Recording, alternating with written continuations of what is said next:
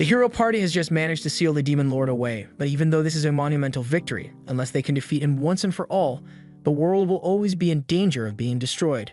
They all feel guilty for not being able to complete their mission, but their leader tells them that there's still hope because he is sure that someday in the future, a new hero will appear to carry on their legacy and finally finish the Demon Lord off for good. Several years later, at the A-rank party, Thunderpike is in the middle of a public dungeon raid, and while the two melee fighters attack, the magic users begin casting their spells. And thanks to the buffs from the party's supporter, Yuka, they are able to take a Hydra down in record time. Individually, the members of Thunderpike are already really strong, but when they work together, they are nearly unbeatable, which is part of the reason why they have so many fans.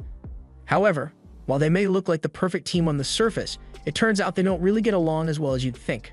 In fact, after the stream ended, the Red Mage Yuka tells everyone on the team that he is quitting Thunderpike effective immediately. The party leader, Simon, asks him why he wants to leave, so Yuka explains that he isn't getting a fair cut of their reward money. The money he received today is so little that he may have to start taking out payday loans, and that's a situation he doesn't want to be in. Simon tries to justify Yuka's low pay by claiming that Yuka isn't contributing enough to the party, and Barry chimes in to point out that Yuka never actually engages in any battles. All he ever does is burn through their items' durability with his pointless enchantments. Yuka can't believe Barry would call his enchantments useless, but Barry isn't the only one who feels that way. The only one who actually thinks Yuka is useful is Jamie, but that's just because he's good at setting up their streams. Camilla tells him that if he wants to be paid more, then he has to be more active as a member of the team, but Yuka doesn't think she has the right to say that since she's basically a healer, and Yuka is always protecting her in battle.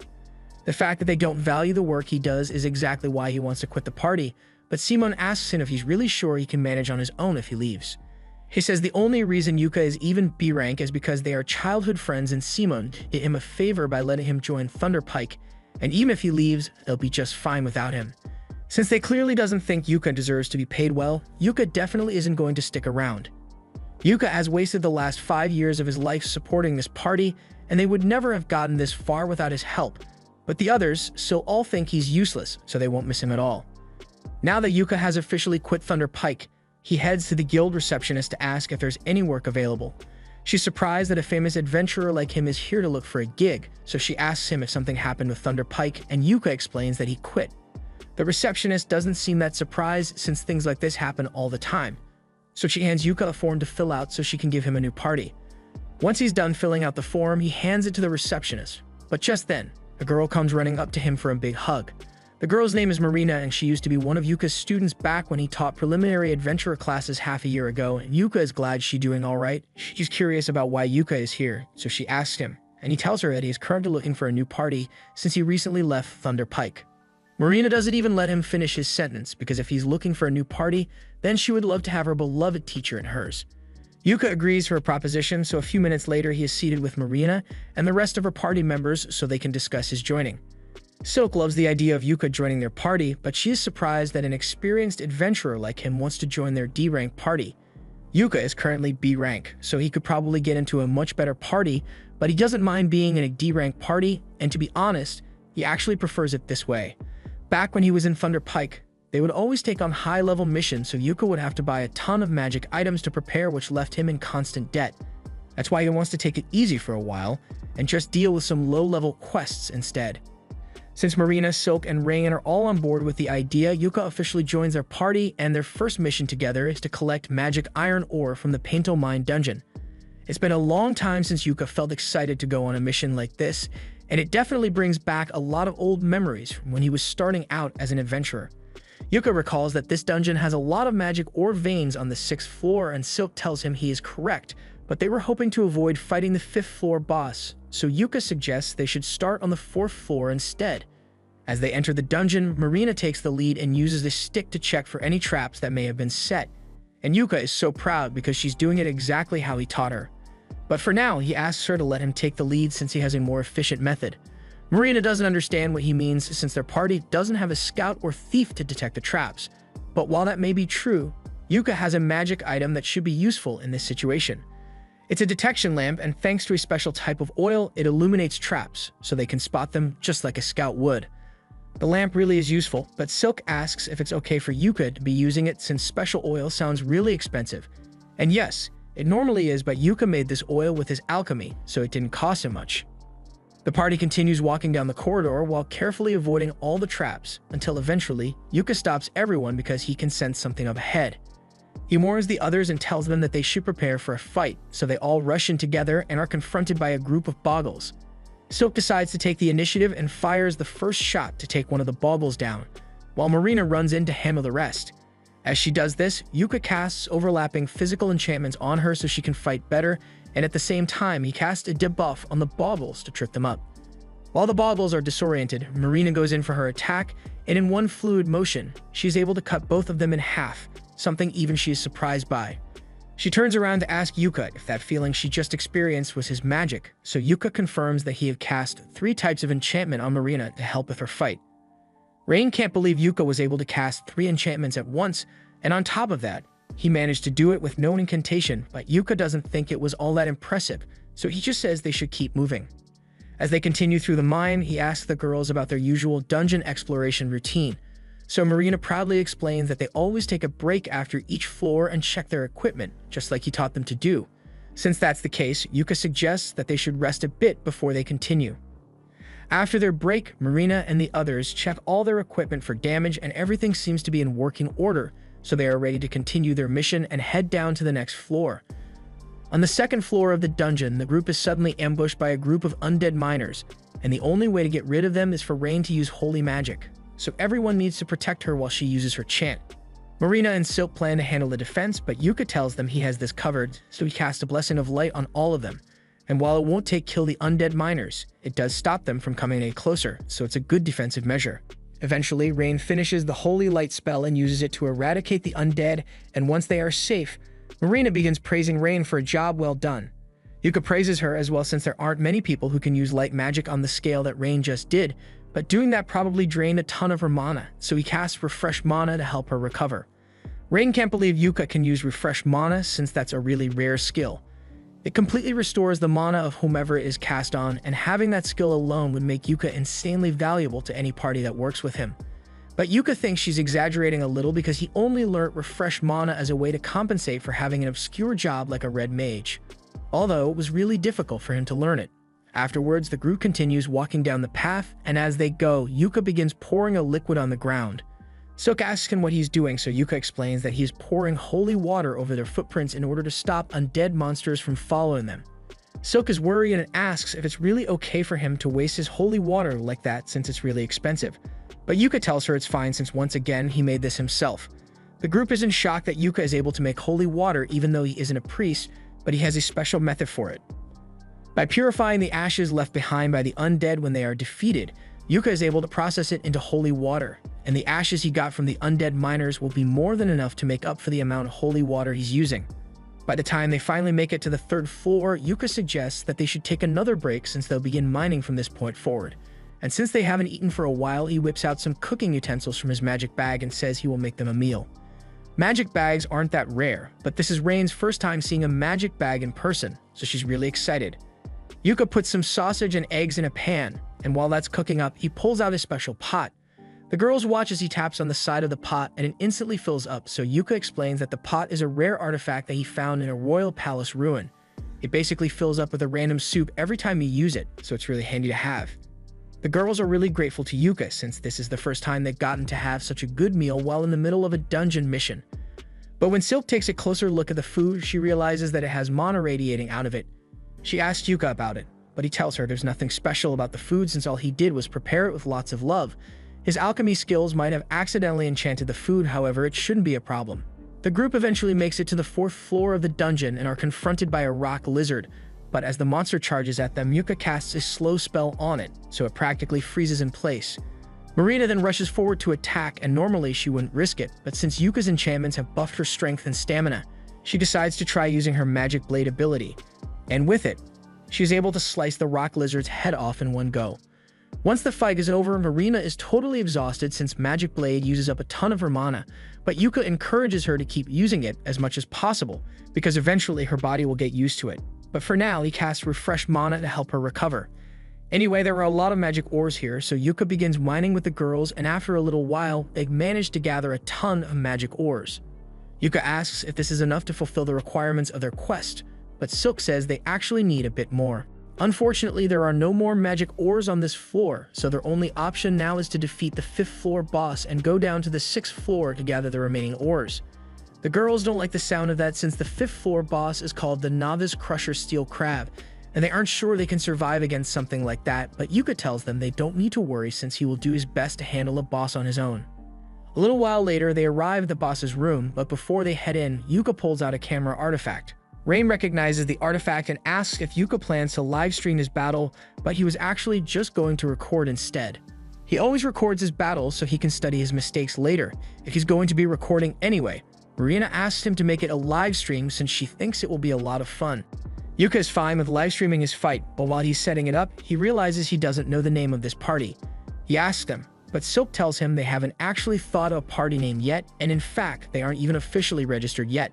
Since that's the case, he asks them if they've got any good ideas for a team name, so Marina thinks for a second and comes up with the name Clover. Specifically, a 4-leaf clover to represent their 4 members, and everyone really likes the name, so from now on, they shall be known as Clover. Just then, Yuka realizes that this is going to be her party's first live stream, and he feels bad if he was the only one who got a spotlight, so he asks the others if they want to help him fight the boss, but they all tell him that it's fine for him to handle it solo. In that case, Yuka isn't going to hold back, so he casts great Blink Shadow and Protector Shield buffs on himself, and then enters the boss room. The Steel Crab awakens and immediately tries to strike Yuka, but he uses his speed buffs to dodge, and once he's out of the crab's range, he begins casting tons of debuff spells on it. And once the crab is sufficiently weakened, he casts a gravity spell to crush it against the floor. With this, the Steel Crab boss has been defeated, and it didn't even take him 1 minute to do it, so Yuka is pleased with his performance. He then ends the stream and Marina runs up to hug him for being so amazing. But she's hugging him a little too hard, so the others ask her to let go before Yuka ends up in a wheelchair. After making sure his back is fine, Yuka tells everyone that they should bring the Steel Crab's body back to the guild so they can sell the parts. He stores the entire things in his magic bag, and that's a huge help since they never would have been able to carry it back by themselves. So far, Yuka has been indispensable to their party, but Silk doesn't think it's fair for them to constantly be relying on Yuka like this, so Yuka suggests that next time they have a boss battle, everyone can participate so they'll gain some experience. The girls like the sound of that, but for now, they still have to open the treasure chest they get for killing the floor boss, and when they do, they find a ton of magic ores, so it looks like they won't have to mine anymore after all. Dungeon streams are really popular all around the world as they are a great source of publicity, so big companies often offer sponsorship deals to popular streamers. And right now, Yuka's popularity is at an all-time high because the video of him defeating the Steel Crab with nothing but status effects spells has gone viral. Meanwhile, Yuka and the others are returning home, and while on the carriage, Yuka asks them what they thought of their first mission together, and the girls absolutely loved it. They learned all sorts of cool things from Yuka, so this was easily the best mission they've completed so far. In fact, they were all thinking of making Yuka the official leader of their party since he has the most experience, and they all trust him with their lives since he was their teacher.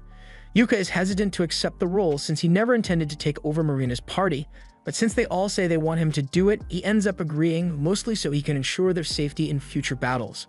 While Yuka's party is celebrating their first victory, Thunder Pike is suffering a crushing defeat.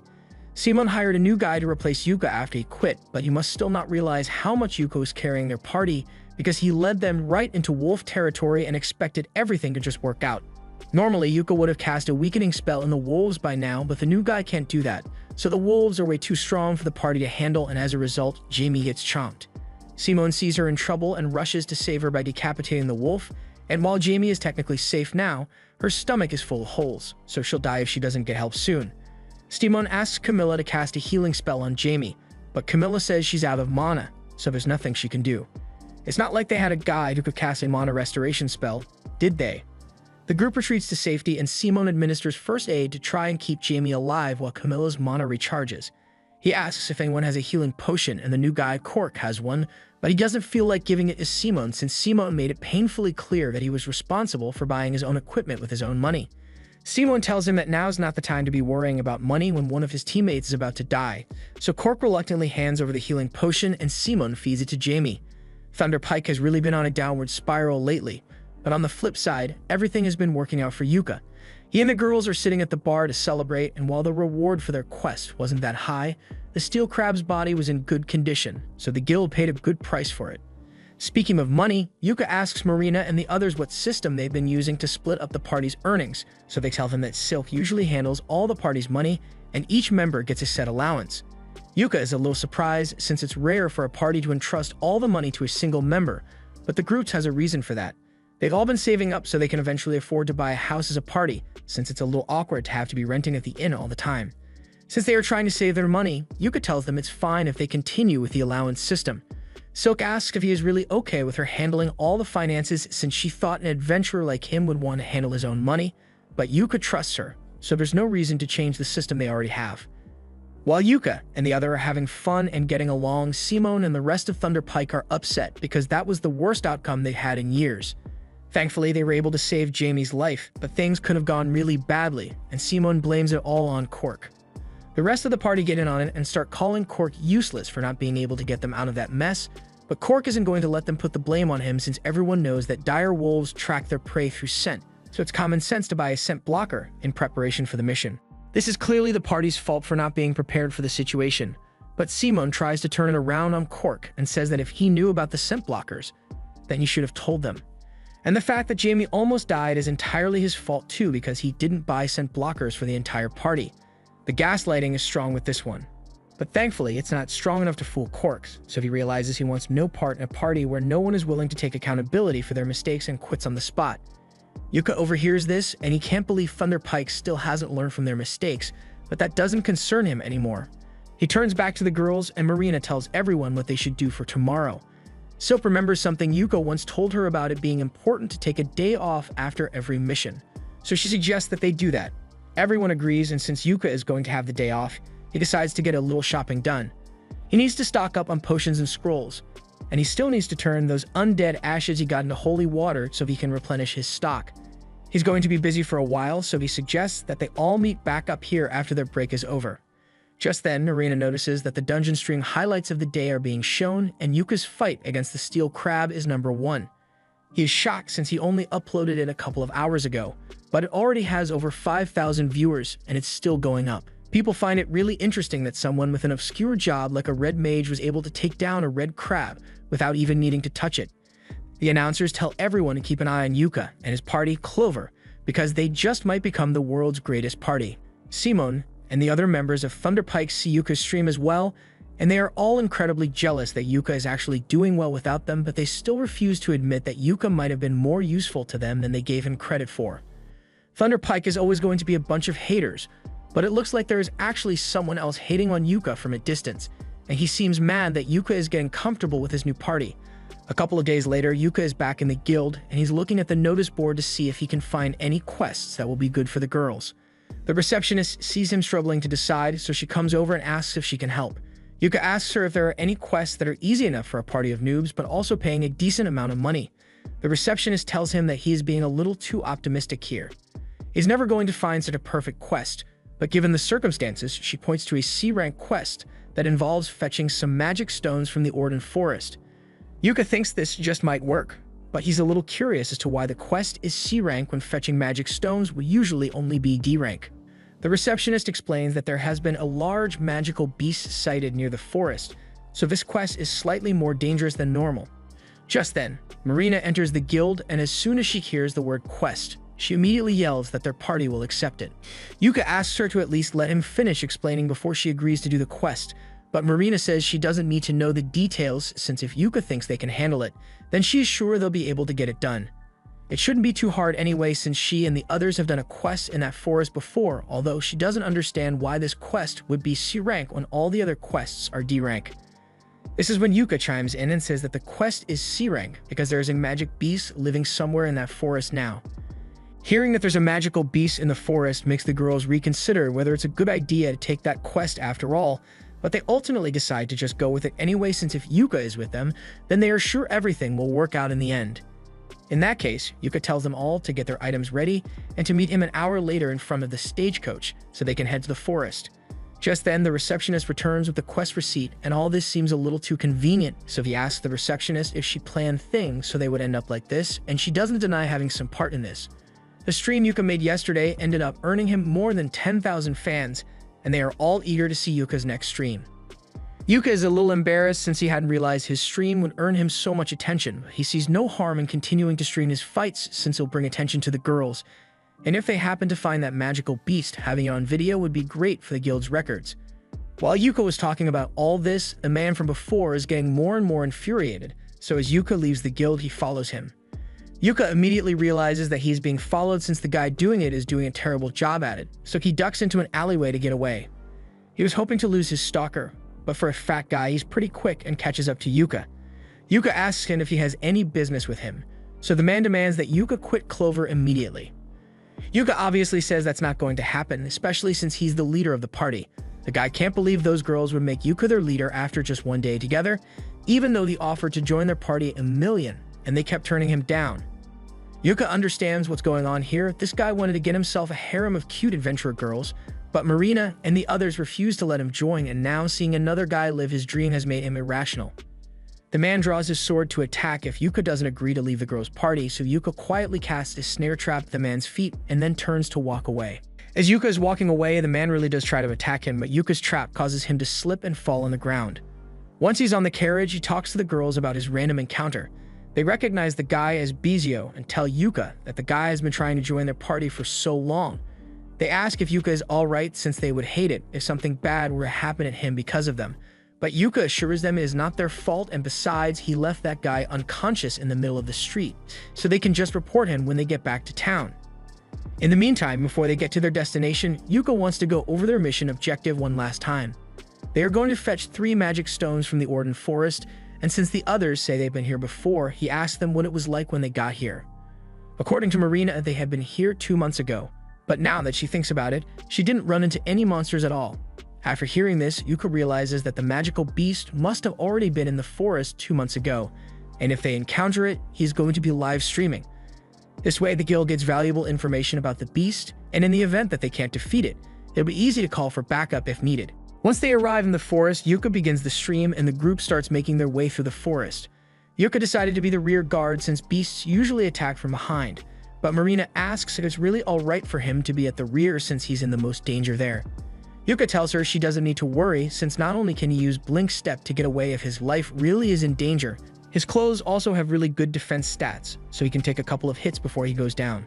They soon reach the waterfall where they are meant to gather the magic stones, but just before they could reach there, Yuka tells everyone to wait because he can sense something coming. The magic beast finally reveals itself, but all the confidence Yuka had earlier goes about the window because that thing is a high-level monster that's usually only found in the deepest parts of the dungeon, a Zarnag. The girls are nowhere near strong enough to handle this thing or even survive a minute against it, so Yuka gets in front of them and tells Silk to lead the others back to the Adventurers Guild and get back up while he holds this thing off here. However, the girls know that Yuka doesn't stand a chance against that thing's either if he is fighting solo, so they refuse to leave his side, otherwise he might really die. Yuka can't really argue with that, so he agrees to have them fight with him, and cast his enchantment spells on them. He and Marina are handling the front line, so Marina charges forward first, but the Zarnag swats her away effortlessly. Yuka tries to use his layered status effects on it, and while it does disorient the Zarnag, it doesn't do much damage to it, so he's running low on options. Right now, there's only one thing in his arsenal that can stop this thing, so Yuka decides to go all or nothing. However, he will need Marina to buy him some time so he can finish casting the spell. Marina agrees to distract the beast so she gets up close to it, and does her best to keep its attention while dodging its attacks. And even when she's about to get caught, Silk and Rain assist with their magic. Thanks to their combined efforts, Yuka had enough time to finish casting the level 5 spell, a highly destructive prismatic missile, and now that it's complete, Yuka fires it straight at the beast's face. After the prismatic missile hits, it doesn't look like it did much at first, but soon after, a monster begins coughing up blood so it has been badly injured. Rain then casts a grade 5 Thunderbolt spell to electrocute the monster, and while it is paralyzed, Yuka orders Marina to chop its head off. Marina charges forward and activates her magic sword while Yuka buffs her with a critical attack spell, and as a result, she's able to cleave the monster's head from its body in one swing. Now that it's finally over, Yuka falls to his knees in relief because he can't believe they managed to defeat the monster without any of them dying, and back in town, all the spectators of the stream are equally as amazed. Especially by the spell Yuka used because no one has seen anything like it before, but there's always got to be that one hater in the crowd. Back in the forest, Yuka is feeling a little lightheaded because of all the mana he had to use during the fight, but overall he's still in good condition.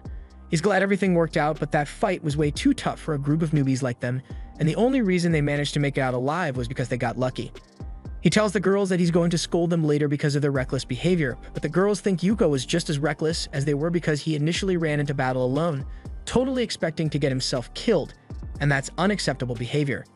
Yuka can't deny that he was prepared to sacrifice himself, so he compromises and says they can all talk about their grievances later. For now, they should probably wash themselves off since they are all covered in sweat and Marina is covered in Zarnag blood. While the girls bathe in the river, Yuka starts setting up camp, and this whole thing brings back fond memories from 6 months ago. Back then, Yuka was in charge of training Marina's team, and he was impressed with how well the girls were adjusting to the job of adventuring. But there were a few areas they could improve in. Marina was a little clumsy, Silk was overly cautious, and Rain was really timid. But despite all that, with how well they were performing, if it were up to Yuka, he would have given them their D-rank adventurer licenses right then. Later that night, the girls had set up their tent, prepared firewood and alarms in case of monster attacks. And as Yuka watched them work back then, he could feel a sense of pride because he knew they would turn out to be great adventurers in the future. But he never could have imagined that he would end up joining their party. A few days later, the party is back at the guild, and it looks like they've been summoned to meet the guild master, so the girls are a little nervous. They ask Yuka if this means they are in some kind of trouble, but he thinks this meeting is probably about the Zarnag they defeated. A mission like that should have been classified as B rank, however, for some reason it was marked as D rank, so some investigation is definitely warranted. Just then, the guild master, Benwood, walks in and the girls are so intimidated by his presence that they immediately stand at attention. He walks up to Yuka and demands that he explain himself, but Yuka did nothing wrong here, so he tells Benwood that he already provided all the relevant information in the report he wrote to the guild. Benwood isn't satisfied with an objective report, so he demands a detailed explanation, but before they discuss anything, Yuka tells Benwood to drop the tough guy act because it's scaring the girls. Marina tries to stop Yuka from talking to the guild master so casually since he is a really powerful person, but the guild master actually respects Yuka a lot, so there's no need for formalities between them. Benwood tells everyone they can sit down, and Benwood already knows what happened in the forest, but he wants to know what Yuka thinks about the whole situation. Yuka tells him that he suspects that this might have been the result of an overflow, causing a monster several levels stronger than usual to appear. Benwood agrees with Yuka's conclusion and immediately has his secretary issue an emergency investigation quest to get to the bottom of it.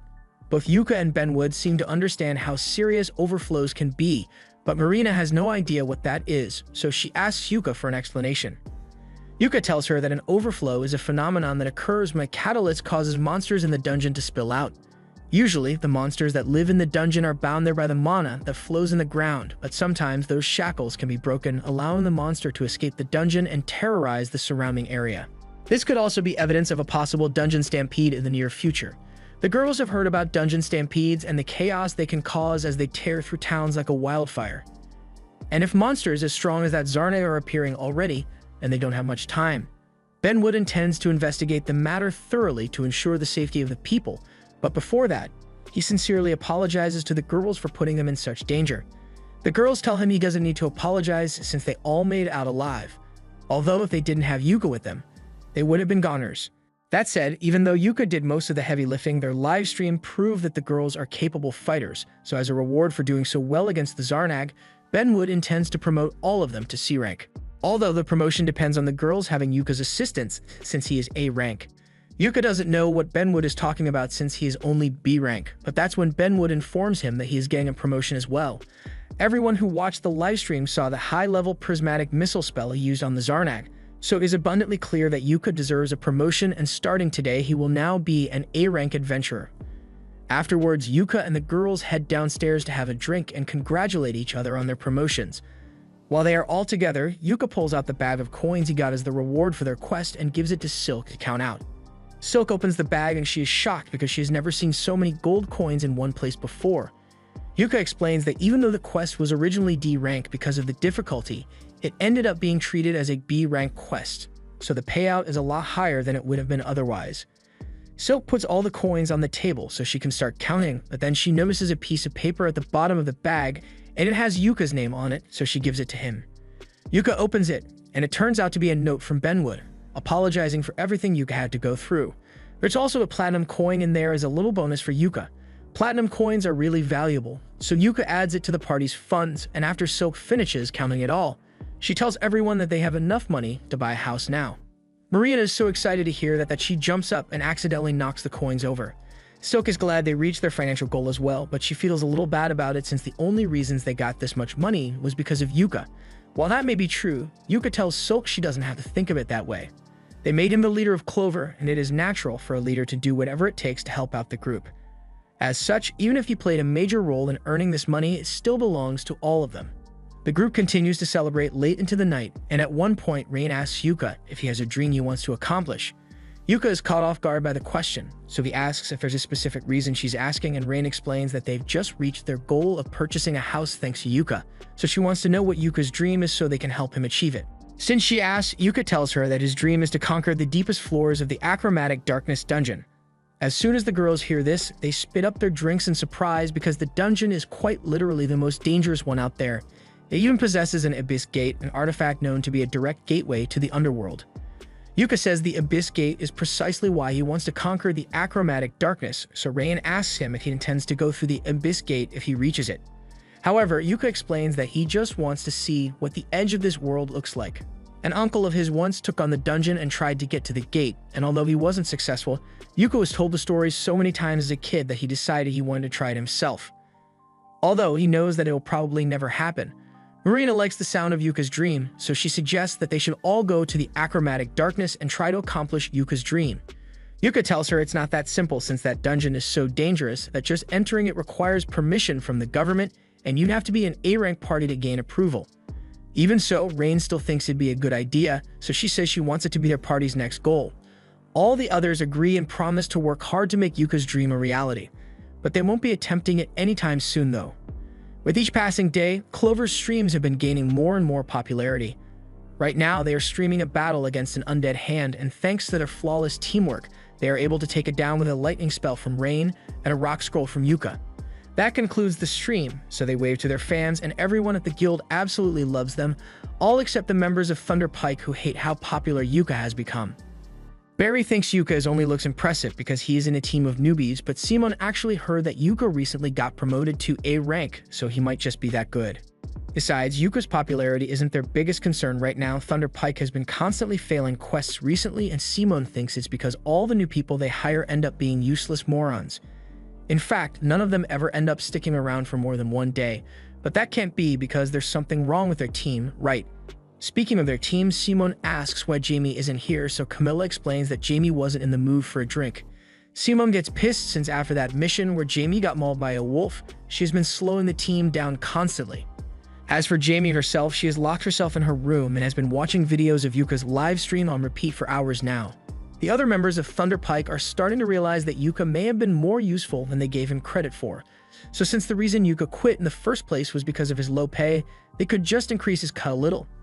And since Jamie hasn't been doing much lately, they can cut her pay instead. A few hours later, Yuka and the others return to the guild to report the success of their mission. But as they arrive at the front door, they find Simon waiting there for Yuka. Seeing Simon again makes Yuka a little angry, so he tells the girls to head inside without him, and then he asks Simon what he wants. Simon gets to the point and says he is allowing Yuka the honor of rejoining Thunder Pike. Yuka can't believe the shit that just came out of Simon's mouth, but Simon tries to manipulate Yuka into considering it by reminding him that his dream to see the Abyss Gate can only come true if he's part of an A-rank party like Thunder Pike. Plus, ever since Yuka bailed on Thunder Pike, they've been struggling to complete quests, so Simon says it's Yuka's responsibility to come back and make things right. Yuka listened to everything Simon had to say, but it's too bad he doesn't care though. He and Simon may have been childhood friends. But that means nothing after all the disrespect Simon has given him, so Yuka wants nothing to do with him ever again. He then walks inside, leaving Simon to stew over the consequences of his actions, and meanwhile Bizio was watching the whole thing, and he seems to have a sinister idea in mind. Back inside, Yuka meets up with the girls and they ask him what happened with the guy outside. Yuka explains that was Simon, the leader of his former party, and as soon as Marina hears this, she gets worried because Yuka might end up rejoining Thunder Pike. But as Yuka stated earlier, nothing on Earth would ever make him go back to that shit show of a party. That aside, they still have to report their mission's success to the guild, so they all head to the reception desk and afterwards, they'll have drinks to celebrate. The next day, Yuka calls a meeting to tell the girls about a quest they received. Marina is already primed and ready to go, but Yuka tells her to sit down first and at least listen to what the quest is about. He tells them that their party has been specifically requested by Earthies. The girls are surprised since Earthy's is the most well-known workshop in the country. In fact, Silk's bow was made at Earthy's, so it's an honor to be specifically requested by them. However, the girls still wonder why Earthy's would choose Clover of all parties. Yuka explains that Earthy's is launching a new theme of equipment for ladies that is both stylish and safe, so they basically want Marina, Silk, and Rain to conquer a dungeon while wearing the new outfits in order to promote the brand. Marina can't believe they are really going to be poster girls for a brand as big as Earthy's, but Silk and Rain are already fixing their hair for the mission. It's a really good deal since they get paid to conquer a dungeon and get to keep the armor afterwards, so they tell Yuka they'll accept the offer, and the group later sets out for Iron Dungeon. When the day for the quest finally arrives, Yuka meets up with the girls outside the dungeon, and they've already changed into the new Earthy's gear. Yuka tells them they all look really cute, and on top of looking good, the equipment is all really functional, so he thinks it suits them. But for some reason, Rain seems to be upset with him, and he doesn't know why.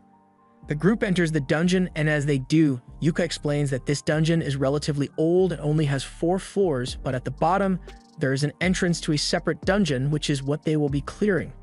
To get to the second dungeon's main entrance, Yuka says they are going to have to take the stairs, but those stairs are really long, so Marina asks if they can just climb down the middle with a rope to save time. Yuka tells her that normally she would be right, and people have tried doing that in the past, but this dungeon has a distortion field preventing you from going anywhere that isn't a designated path. He tells them to be careful not to get caught in the field, but then he notices that Rain still seems upset, so he asks her if he did something wrong. Rain doesn't say anything, but the others know why she's upset, so they tell Yuka to take a closer look at Rain's outfit. Yuka looks at Rain, trying to see if there's something he missed, and that's when he notices that she changed her ribbon bow color to blue instead of red today. Rain was upset that he hadn't complimented her on it, so Yuka tells her it looks good on her and she feels a lot better. They then head down to the second floor, and thanks to his lantern, Yuka spots a trap ahead, so he tells the girls to stand back while he takes care of it. He pulls out a long stick, and with it he taps the trap, causing several dozen spears to spring up from the ground, walls, and ceiling. That would have been an unpleasant way to die, but since he has already triggered it, it should be safe for them to continue forward now. They are going to have to squeeze through all the spears, so while walking, Yuka asks if anyone is having any trouble. Thankfully, since their new armor is so snug, the girls have no trouble passing through the spears. Once they make it a little farther down the corridor, Yuka senses something up ahead and warns the girls to get ready for battle. The group comes face to face with a group of orcs, and the second Silk sees the orcs, years of generational hatred comes flowing back into her mind. Yuka knows that orcs are the natural enemy of elves, but he asks Silk to remain calm so she doesn't make a mistake. Yuka plans to hit them with powerful magic first, then Marina will attack with her sword, and Silk can provide backup from the rear. Now that everyone knows the plan, Yuka casts his enchantment spells, and Rain begins casting a fireball spell. Once she's done, she shoots it at the orcs, setting them ablaze, so Yuka then joins in with a rock blast. While the orcs try to evade his rocks, Silk shoots one in the neck, and another was crushed, so there are only 2 left now. Marina charges in, and as the last 2 orcs charge forward, Yuka hits them with a paralyze and slow spell, allowing Marina to chop one clean in half, while the other gets shot in the neck by Silk. Marina then finishes it off by splitting the orc's head in half. Now that the battle is finally over, Yuka walks over to the orc corpses to pick up the magic stones and asks Silk if she was calmed down now. Silk apologizes for her outburst, but she can't help but be filled with rage whenever she sees an orc. Yuka understands that she can't control her reaction to orcs since it's just a part of being an elf. Just then, Marina comes up to Yuka and tells him she just found something weird on one of the orc's bodies. She hands it to him, and after inspecting it, Yuka realizes it's a Memorandum of Revelation scroll. It's an artifact that can uncover hidden abilities in people who use it. It's kind of odd that a low-ranked orc would have something like this, but in its current state, it's not that valuable since it's so damaged. However, it would be a waste to sell it off, so Yuka says he's going to fix it and let one of the girls use it. Silk asks what happens if one of them uses the scroll, so Yuka explains that it will unlock a hidden talent. For example, it might grant you a second job or maybe a new skill. If that's what the Revelation Scroll does, then Rain and Silk suggest that Marina should use it when it's repaired since she only has 1 job right now. Marina is a little hesitant to accept since sword mages are rare and she's not sure she has the potential to become one. Still, Yuka thinks it's worth a try anyway, since even if she doesn't get a second job, she might end up uncovering some sort of hidden ability. Just then, a chest appears as their reward for defeating the orc, and after opening it, they continue walking until they get to the break room between floors. The reward they got from the chest was a magic bag, so Rain is over the moon with joy since everyone said she could have it. Mostly because its magic bags are more useful to people in support roles. If they manage to find another one at some point, Yuka thinks it would be best if Silk got to have it since it would allow her to store more arrows. Once their break is over, they all get up, but before they continue, he wants to review the team's losses and gains. Yuka used one of his scrolls, but his mana levels are still decent, and Marina feels perfectly fine. Silk used 5 arrows when they fought against the orcs, but she's got 20 left, and as for Rain, she is ready to continue. Since everyone is still in good condition, they continue down to the 3rd floor, and Yuka warns everyone to stay alert since even though this floor doesn't have a floor boss, they have to be ready in case they get attacked. There used to be a door to the main dungeon, the abandoned city, but around 10 years ago, the door just vanished, so anyone can just walk in now. It is said that in the past, the door was guarded by multiple Shadow Stalkers, and from what Yuka knows, the Shadow Stalkers are supposed to look like solid black mannequins with shiny eyes. But those things haven't been seen in years, so there's no way they'd run into one here. However, there's a black mannequin with shiny eyes just staring at them menacingly from the 3rd floor, so Marina asks if they should be concerned about that. That thing is definitely a Shadow Stalker, and Yuka thinks it's unbelievable that they are actually seeing one here, so he makes sure the recorder gets a good view of it. The Shadow Stalker may look creepy, but they don't have to worry for now since it's on the 3rd floor. There's no way it can cross the distortion field. However, the Shadow Stalker proceeds to jump down and pierce through the distortion field like it's nothing, so they might be in trouble after all. Yuka tells everyone to get ready to fight and pulls out a scroll of multi-enchant to buff the girls as much as possible. But even with all the enchantments, when the Shadow Stalker launches its first attack, it takes Marina out in one hit. Rain rushes over to Marina's side to heal her while Silk provides cover, but Yuka still can't believe that the Shadow managed to shatter his multi-enchant barrier so easily. The Shadow prepared another attack, so Yuka charges forward and casts a protection barrier on himself, but the Shadow's attack easily shatters it, so Yuka comes to the conclusion that the Shadow's attack must be specifically made to destroy barriers, so he switches tactics and casts Blink Shadow on himself, so he can avoid being hit altogether and sneak up on the Shadow to slay it. However, before he could strike, the Shadow turns around and hits Yuka with a dark magic curse that leaves him immobilized, so there might really be no way to beat it. The Shadow then casts another curse, but Rain manages to block it with a holy shield, while Silk counterattacks with her Dryad Vines. While the Shadow is busy, Rain tries to heal Yuka like she did with Marina, but to her horror, she discovers that Yuka isn't breathing. At the same time, the Shadow slashes Silk across the back and Marina manages to chase it off, but it's moving way too quickly for her to hit it, so Rain decides to use a wide area spell to take it down. She casts Icicle Rain and aims it at the Shadow, but it disappears and slashes both Marina and Rain in the back. Now all the girls have been badly injured, but the Shadow isn't down yet because it then proceeds to cast dozens of Eclipse Cannons and fires them straight at the girls. This would have been the end of them, but at the last second, Yuka returns and casts a light shield over them. He covers the floor in 1,000 trip spells so the Shadow can't get away, and then he begins spamming every possible debuff effect he can cast to weaken it, while also casting buffs on the girls to heal them. Now that the girls are back in fighting shape, Silk traps the Shadow in her vines, granting Rain enough time to cast her Undead spell to erase the Shadow. The battle is finally over and Marina is so glad that Yuka is still alive that she gives him a big hug, but Yuka tells her that her hug is bringing him dangerously close to dying again. Once Marina lets go of him, Yuka thanks her, because if she hadn't spotted the Shadow Stalker when she did, it might have gotten them with a surprise attack, and that would have been a guaranteed death sentence for them. He then asked Rain what she thought of the Shadow, so Rain says it was undead, but its mana was in disarray, so it felt like the Shadow's existence shouldn't have been possible. Furthermore, it shouldn't have been able to pass through the distortion field, so in all likelihood, it must have been the result of a dungeon overflow. Silk asks Yuka what he thinks they should do, and since they are already at the bottom floor, he suggests that they should at least finish their quest before they head back up. In that case, Marina asks if they should inform everyone of the Shadow Stalker with a stream, but Yuka would rather not since they are wearing Earthy's unreleased equipment line, so he doesn't want to show it to the public without permission from the client. Yuka suggests they finish the quest quickly so they can get out of here, so they keep moving and head down to the corridor. There, they find the door that leads to the abandoned city, and according to the legends, people once lived in there. However, their quest only requires them to make it to the gate, not enter, so once they touch it, they turn around and head back to the surface. After returning, Yuka makes his report to the guild, and once he is done, he meets up with the girls who are waiting outside. Silk asks him how it went, so Yuka tells her he submitted the footage they recorded and told the guild about the Shadow Stalker. The guild will likely want to interview them about it later, so Yuka suggests they should take the next 2 days off and stay in Qualto. Marina likes the sound of that, so she asks Yuka if he'd like to go on a date with all of them. Silk isn't familiar with the city, so she was hoping Yuka would show her around, and Rain wants to see all the artifacts this city has to offer. Yuka sees no reason to reject their offer, so he agrees to go on a date with them. Thunder Pike continues going on adventures to try and maintain their status as an A-rank party, but Barry has been complaining a lot about their rations because they always used to get good food from Yuka when he was around. Simone tells him there's no use in complaining about it now, so he suggests they keep going and asks everyone if they still have enough mana and potions.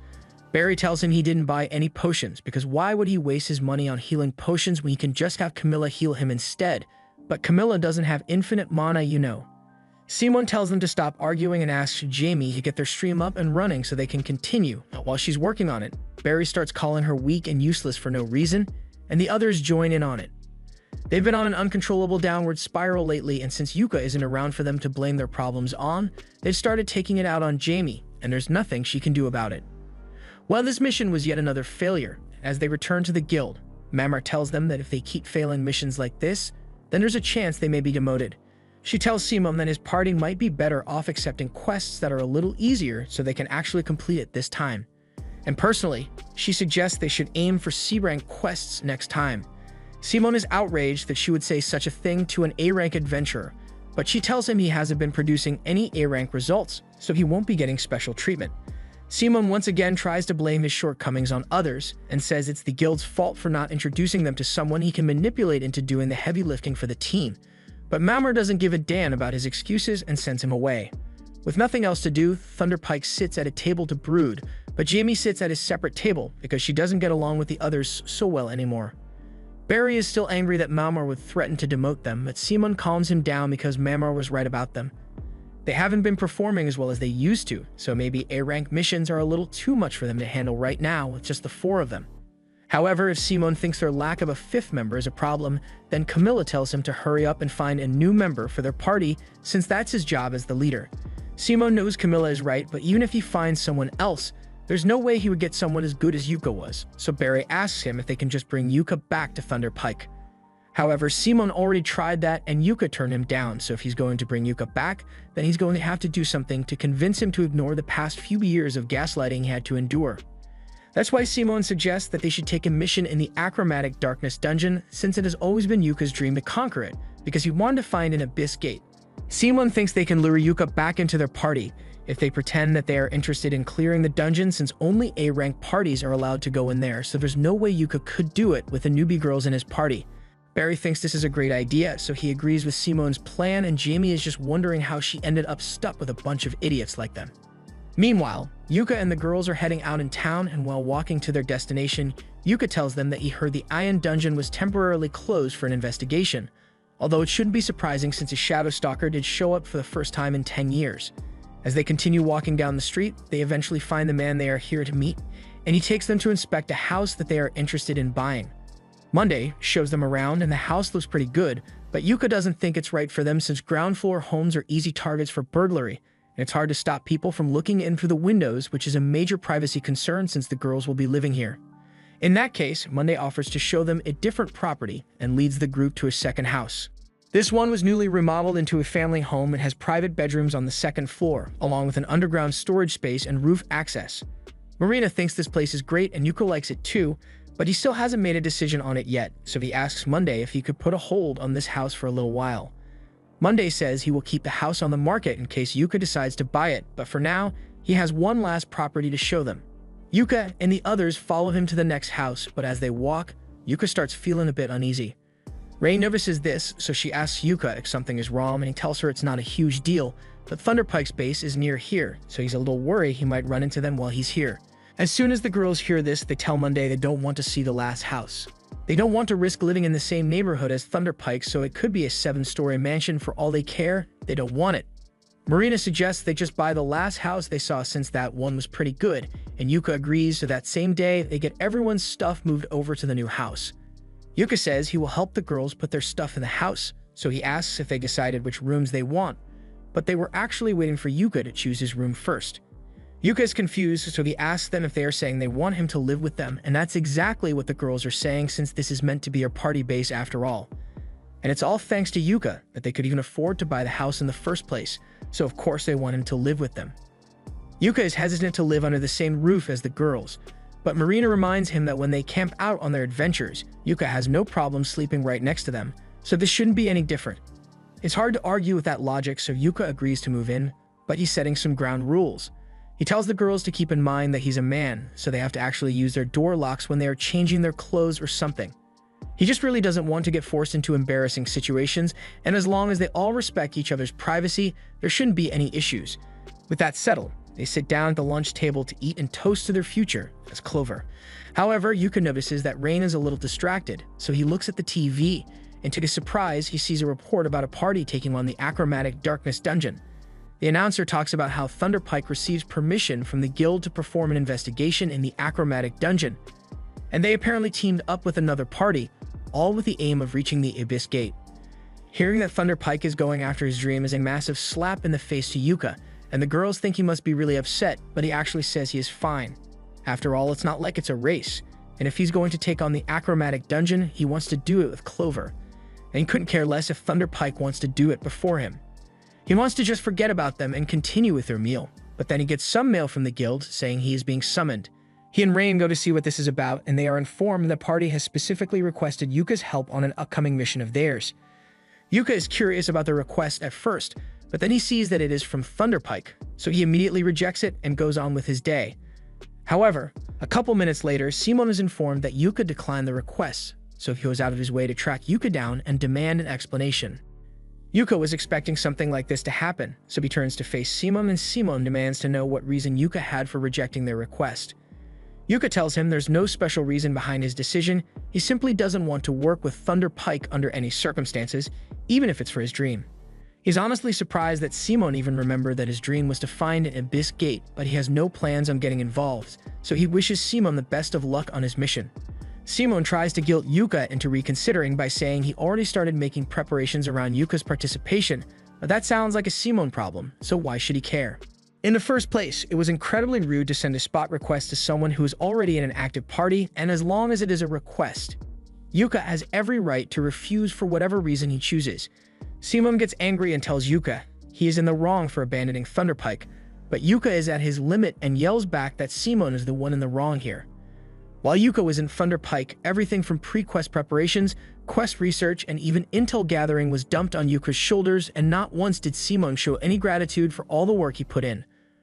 All Simon ever did was use him, so as far as Yuka is concerned, they are no longer friends. Simon is stunned and asks Yuka what he is supposed to do now, since if Thunderpike fails another quest, they'll be demoted. Again, that's not Yuka's problem to deal with, so he takes Rain's hand and walks away. 2 weeks later, Yuka meets with the guild master and got some bad news to share. It looks like a dungeon overflow really is occurring because in addition to what happened to Yuka's party in Ion, there have been several other incidents around the country.